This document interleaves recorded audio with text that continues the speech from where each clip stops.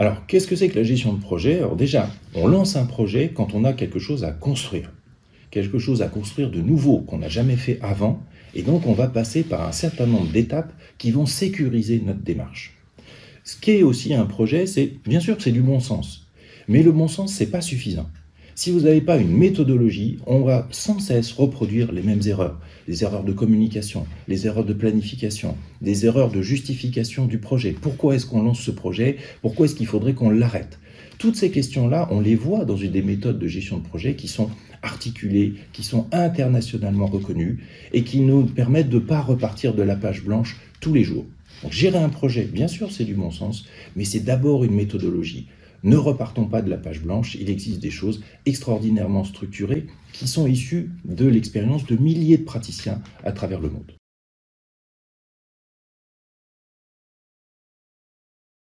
Alors la valeur d'une formation en gestion de projet, elle est énorme.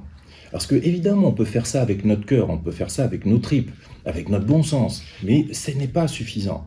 Il faut s'assurer de gérer tous les aspects du projet. Les plannings, bien entendu, c'est toujours ce qu'on entend dire en premier. Mais ce qui est le plus important, c'est la communication. C'est la gestion du risque qui est lié au projet. Est-ce qu'on va arriver à faire les activités qu'on doit faire? Quels sont les risques auxquels on peut être confronté? Sécuriser le budget. Amener toutes les parties prenantes du projet à travailler pour vous, et qu'il y ait moins de résistance, qu'on atteigne les objectifs qui sont les plus importants pour l'entreprise.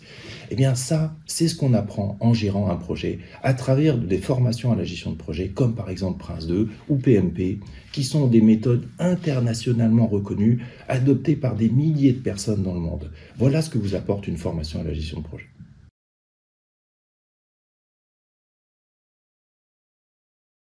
Alors, on va commencer par répondre à la question à quoi ne s'applique pas la gestion de projet.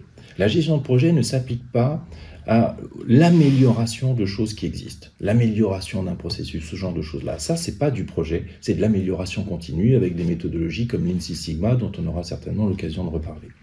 Ça ne s'applique pas non plus à la transformation des organisations. La digitalisation d'une entreprise, c'est beaucoup trop vaste pour être traité par un projet. Il faut que ça soit traité par un programme. On aura aussi l'occasion de reparler d'MSP, etc. pour la gestion de projet. Maintenant, à quoi s'applique exactement la gestion de projet? Eh bien, tout ce que vous avez à construire, qui n'a jamais été fait avant. Construire un nouveau bâtiment, une nouvelle application, un nouveau système, une nouvelle solution, tout ça, les projets, ça s'applique particulièrement à ce cas de figure-là. Je dois construire quelque chose qui n'a jamais été fait avant. Et donc, je veux sécuriser les différentes étapes, tous les aspects de mon projet pour y arriver. Voilà à quoi ça sert, la gestion de projet.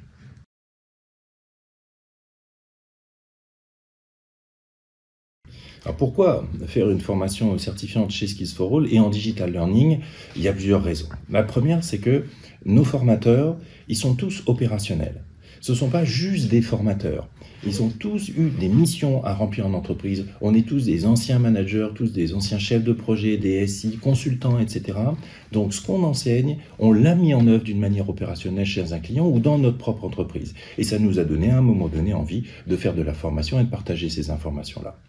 La deuxième chose, c'est on le fait en digital learning, parce qu'aujourd'hui, on est convaincu qu'il faut pouvoir se former de n'importe où, n'importe quand, et à de nombreuses reprises tout au long de notre vie professionnelle, parce qu'un diplôme, maintenant, c'est plus suffisant, les technologies, elles avancent à toute vitesse, les nouveaux langages arrivent à toute vitesse, les nouvelles façons de faire, les nouveaux usages, regardez maintenant avec le confinement, le télétravail, etc.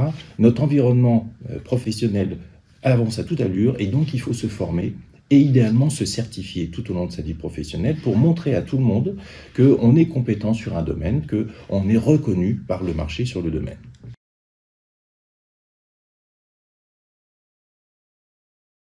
Comment bien choisir sa formation à la gestion de projet? En fait, il faut savoir que dans le monde de la gestion de projet, il y a deux certifications internationalement reconnues qui sont les plus largement répandues. Vous avez Prince 2 d'un côté et vous avez PMP de l'autre. Comment choisir entre les deux? Si vous avez à reconnaître une expérience professionnelle, si vous êtes déjà senior et que vous voulez mettre un coup de tampon internationalement reconnu sur votre CV, c'est PMP. PMP, ça reconnaît votre expérience, votre savoir-faire, et ça vous apporte une expertise très avancée dans le domaine de la gestion de projet. C'est pour ça que la certification, elle est difficile, mais elle est très largement reconnue, et c'est la meilleure certification qui existe pour valoriser cette expérience. Dans l'autre cas, c'est Prince 2. Prince 2 n'a pas du tout le même objectif. Prince 2 souhaite vous donner les outils qui vont bien immédiatement, opérationnellement, pour commencer les premiers projets, monter en maturité sur des projets plus complexes et être tout de suite opérationnel. Donc du coup, l'accès, il est plus facile à Prince 2, c'est plus opérationnel, mais ça ne valorise pas votre expérience acquise. Ce sont deux certifications, deux méthodologies qui ont des objectifs différents, mais les deux vous expliquent en long, en large, en travers, d'une manière extrêmement détaillée, comment mener vos projets, comment vous focaliser sur les aspects les plus importants d'un projet, ne pas reproduire les erreurs que tous les chefs de projet font quand ils ne s'appuient pas sur une méthodologie, et sécuriser également l'entreprise dans l'atteinte des objectifs.